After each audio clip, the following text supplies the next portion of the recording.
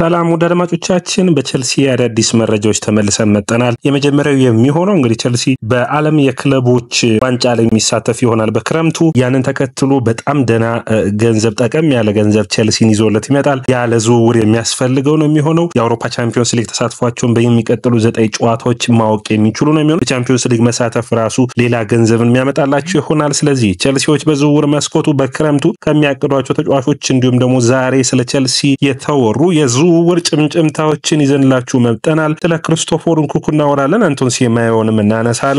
መሐመድ ኩዴስ፣ ሞይሰስ ኪን ይህ እንግዲህ በጁቬንቱስ ያልተሳካለት የነበረው አጥቂው ሞይሰስ ኪን አሁን በጥሩ ብቃት ላይ እንደሚገኝ በፊዮረንቲና እንዲሁም ደግሞ በጣሊያን ብሔራዊ ቡድን ወሳኝ አጥቂ ሆኖ ይገኛል። ስለነዚህ የምንነግራችሁ ይኖረናል። ይህ ያያ ስፖርት ነው። ላይክ፣ ሼር፣ ኮሜንት፣ ሰብስክራይብ ማድረጋችሁን አትርሱ። ከዛ ውጭ ያላችሁን አስተያየት ኮሜንት መስጫ ቦክስ ላይ አስቀምጡልኝ። ቸልሲ አንቶን ሴማዮ ፈላጊ ነው፣ እንዴት ታዩታላችሁ? ስለዚህም ጻፉልን። የእናንተን አስተያየት የምንጠብቅ ነው የሚሆነው። ውድ አድማጮቻችን ሰብስክራይብ ማድረጋችሁንም አትርሱ። ወደ 30,000 የምናደርገውን ጉዞ ማገዝ ትችላላችሁ ሰብስክራይብ በማድረግ። የመጀመሪያው መረጃ የሚሆነው እንግዲህ የቸልሲ የክለብ ወርልድ ካፕ መሳተፉን የሚታወቅ ነው። በ2022 የአውሮፓ ቻምፒዮንስ ሊጉን የቶማስ ቱሄሉ ቸልሲ ማሸነፉን ተከትሎ ወደዚህ ውድድር በቀጥታ መሳተፋቸው የሚታወቅ ነው። እንግሊዝ ፕሪሚየር ሊግ ሲቲ እና እንግዲህ ቸልሲ ናቸው በዚህ ውድድር ላይ የሚሳተፉት። በአሜሪካ በክረምት ይደረጋል። ለቸልሲ ምን ይዞ ይመጣል ስንል የውድድሩ አሸናፊ ከሆነ ቸልሲ 97 ሚሊዮን ፓውንድ ያገኛል። አትሊስት ግን እስከ ሩብ ፍጻሜ ከደረሰ ወደ 60 ሚሊዮን ፓውንድ የማግኘት አቅም ይኖረዋል። ወደ 60 ሚሊዮን ፓውንድ የማግኘት እድል ይኖረዋል። ስለዚህ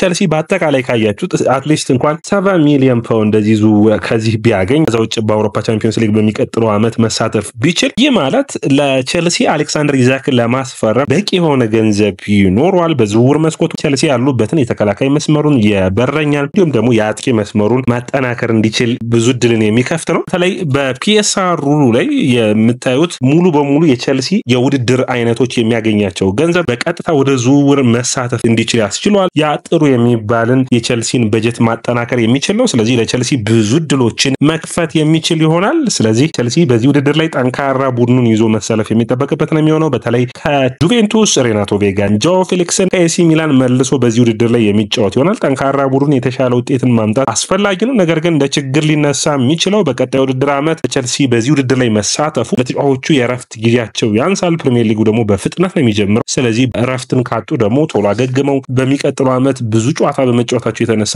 ጉዳት እንዳያጋጥማቸው ለሚቀጥለው ዓመት የቸልሲን ስኳድ ሰፋ አድርጎ መምጣት አስፈላጊ ይሆናል። ወደ አድማጮቻችን አሁን በዝውውሩ በጭምጭምታ የተነሱ አዲስ መረጃዎችን ላቀርብላችሁ። ኬነን ኢንግሊዝን የሚመለከት ነው። ይህንን ተጫዋች በጁቬንቱስ ቤት አይታችሁት የማታውቁ ካላችሁ በጣም ኳስ ሩሌሲ የሚያምርበት የ19 ዓመት ቱርካዊ ተጫዋች ነው። ድሪብል የሚያደርግበት መንገድ እግር ኳስን ለሚወድ ደጋፊ በጣም አስደሳች የሆኑ ድሪብሎችን ማድረግ የሚችል ኳስ እንድትወዱ የሚያደርጓችሁ አይነት ተጫዋች ነው። በጣም ጥሩ ክህሎት ያለው ተጫዋች በጁቬንቱስ ቤት ጥሩ ብቃት ነው ያሳየ ይገኛል። ኤጀንቱ እንግዲህ ጆርጅ ሜንዴዝ ነው። ሜንዴዝ ደግሞ በጣም ጥሩ የሆነ ከቸልሲ ጋር ግንኙነት እንዳለው ይታወቃል። በክረምቱ ጃኦ ፌሊክስ እና ኔቶን የሱ ኤጀንት ተወካዮች የሆኑትን አምጧል። አሁን ደግሞ ይህንን ተጫዋች እንግዲህ ቸልሲ፣ ማንቸስተር ዩናይትድ እየጠየቁት እንዳሉና እንዲሁም ኒውካስትልን ጨምሮ ይህንን ተጫዋች እንደሚፈልጉ እንደነገሩትና እሱ ደግሞ ለጁቬንቱስ ከነዚህ ተጫዋቾችን መሸጥ እንደሚፈልግ እንደጠየቀ ከጣሊያን የሚወጡ መረጃዎች ያመላክታሉ። ሌላኛው የሚሆነው እዛው ጣሊያን ሳንወጣ ስለ ሞይሰስ ኪን እናወራ። ሞይሰስ ኪን በእንግሊዝ ፕሪሚየር ሊግ ብዙዎቻችን የምናውቀው ነው። በታዳጊ እድሜው መጥቶ ነበር። በኤቨርተን አልተሳካለትም። ወደ ዩቬንቱስ ተመልሶ ሄደ። ከዩቬንቱስ ነበር ኤቨርተን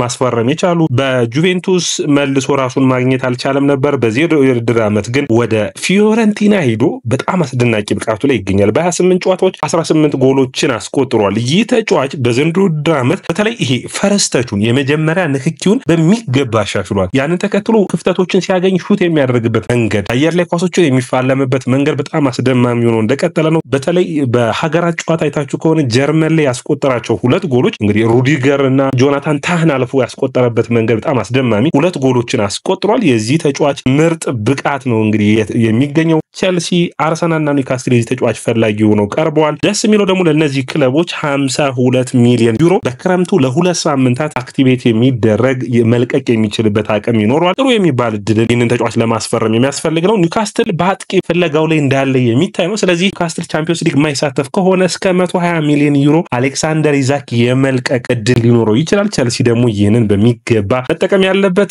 ይመስለኛል። ወደ አድማጮቻችን ሌላ የምናነሳው በዝውውር መስኮቱ ላይ ከቸልሲ ጋር ስሙ በጥብቅ እየተያያዘ የሚገኘው ሴማዮ ነው። እንግዲህ ሳንቶ ሴማዮ በዘንድሮ ድራመት ጥሩ ብቃቱን ከሚያሳዩ የበርንማውዝ ተጫዋቾች ውስጥ አንዱ ነው። ባለፈው አንድ ወር እንግዲህ በርንማውዝ ባለፉት 5 ጨዋታዎች ላይ ማሸነፍ አልቻለም። ባለፉት 5 ጨዋታዎች ማሸነፍ ቢችሉ ኑሮ አሁን በአውሮፓ ቻምፒዮንስ ሊግ ከሚፎካከሩት ከነ ቸልሲ፣ ከኒውካስትል፣ ከማንቸስተር ሲቲ ጎን ይገኛሉ። አሁንም ብዙ ሩቅ አይደሉም። ነገር ግን ባለፉት 5 ጨዋታዎች የአንዶኒ ራዮላው በርንማውዝ ተቸግሮ ይታያል። አንደኛ ቡድኖች እንዴት መከላከል እንዳለባቸው የበርንማውዝን ብቃት አውቀዋል። ያንን ተከትሎ በደንብ ቡድኑን ማጥፋትና ድሎችን እንዴት መፍጠር እንደሚችሉ ያወቁ ይገኛሉ። ስለዚህ ቸልሲ አንቶን ሴሜዮን ከዚህ ከቡድኑ አቋም መውረድ ጋር ዝቅ እንዳለ ይታወቃል። ነገር ግን ባለፉት 27 ጨዋታዎች በዘንድሮ የውድድር ዓመት 7 ጎልና 4 አሲስት አድርጓል። በተለይ በቡድኑ ውስጥ በቀኝም በግራ መሰለፉ ኢንተንሲቲ መፍጠሩ በጣም የሚደነቅ ነው። ፕረስ የሚያደርግበት መንገድ ኤንዞ ማሬስካ የሚመች አይነት ተጫዋች ይመስላል። እስከ 42 ሚሊዮን ፓውንድ የሚሉ ናቸው ዛሬ የወጡት። ትናንት የወጡት መረጃዎች እስከ 70 ሚሊዮን ፓውንድ ይል ነበር። አሁን ጋር 42 ሚሊዮን ፓውንድ ነው። አሞሪም የዚህ ተጫዋች ፈላጊ ናቸው። አርሰናል፣ ማንቸስተር ዩናይትድ እና ቸልሲ ይፈልጉታል። ስለዚህ ይህንን ተጫዋች ማምጣት ለቸልሲ ምን እድልን ያመጣል ካላችሁ በእኔ እይታ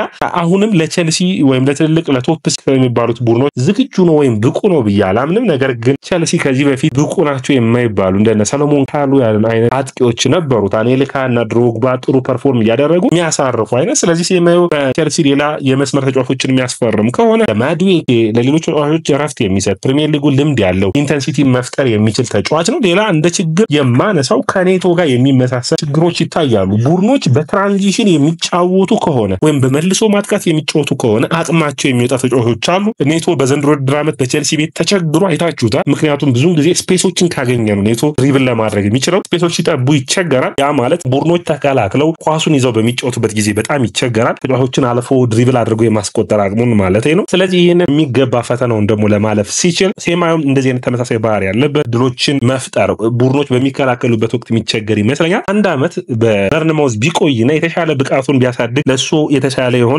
ነገር ግን ጥሩ ብቃት ያለው ተጫዋች እንደሆነ ምንም ጥያቄ የሌለው ነው። ነገር ግን ቸልሲ ከሴማዮ ይልቅ እንደ ሙሐመድ ኩዴስ አይነት ተጫዋች ነው የሚያስፈልገው ብዬ አስባለሁ። አሁንም የግራ እግር ተጫዋች መሆኑ ጥያቄ እንደሚያስነሳ የቸልሲ የግራ መስመር በኩሉ በጣም ብዙ ተጫዋቾች እንዳሉት አውቃለሁ። ነገር ግን ሙሐመድ ኩዴስ አትሌት ቀውሶችን ኪዮስ የመፍጠር አቅም ያለው አጥቂ ነው። እንደ ሃዛርድ አይነት የተለየ ብቃቱን አሳይቶ ቸልሲ በተቸገረበት ወቅት እድሎችን መፍጠር የሚችል ተጫዋች ነው። በጣም የተለየ ብቃት ያለው ተጫዋቹ አያዋለሁ። ስለዚህ ቸልሲ እንደ ሙሐመድ ኩዴስ አይነት እንጂ እንደ ሴማዮ አይነት ይሻሏል የሚል ሐሳብ የለኝም። ውድ አድማጮቻችን እናንተስ ምን ታስባላችሁ? ኮሜንት መስጫ ቦክስ ላይ አስቀምጡልኝ። በመጨረሻም እንግዲህ ቸልሲን ለመልቀቅ እያሰቡ ካሉ ተጫዋቾች ውስጥ አንዱ የሆነው ክሪስቶፈር ንኩኩ አሁንም ባየርን በክረምት የዝውውር መስኮት ይህንን ተጫዋች ለማስፈረም ጥረት እንደሚያደርገው የሚጠበቅ ነው የሚሆነው። ክሪስቶፈር ንኩኩ በተለይ ባየር ሙኒኮች ማቲያስ ቴልን ቶተናም የሚወስድላቸው ከሆነ በቋሚ ዝውውር የሚያጡት ከሆነ በሱ የዝውውር ገንዘብ ላይ ከቸልሲ ሌላኛው ተጫዋች የሆነውን በተለይ በቪሰንት ካምፓኒ የሚወደደውን ክሪስቶፈር ንኩኩን ማምጣት ይፈልጋሉ። ጥሩ ድል ነው ወይ ለቸልሲ?